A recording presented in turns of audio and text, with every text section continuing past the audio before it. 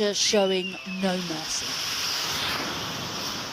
In just seconds, an evacuated hotel gone.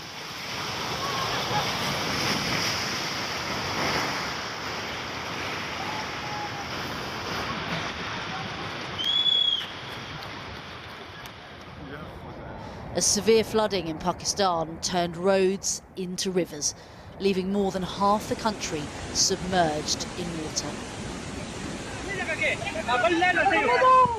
These are desperate scenes as people hold on to ropes to reach safety.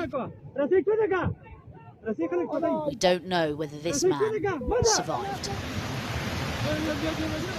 Nearly 1,000 have been killed so far, hundreds of them children.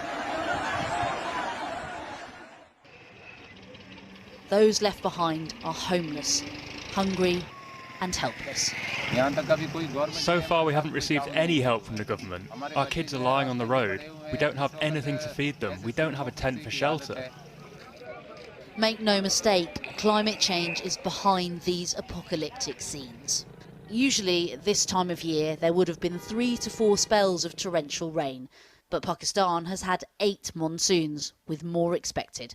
This is a humanitarian disaster, of epic proportions.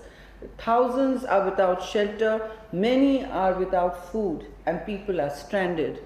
We need to ask not just the provinces and Islamabad, it is beyond the capacity of any one administration or government. It is a crisis which has left nearly 6 million people without shelter. The government have declared a state of emergency. But as the country's Prime Minister visited the worst affected, another storm is brewing. Many here feel recent political upheaval in the country is making a desperate situation even worse.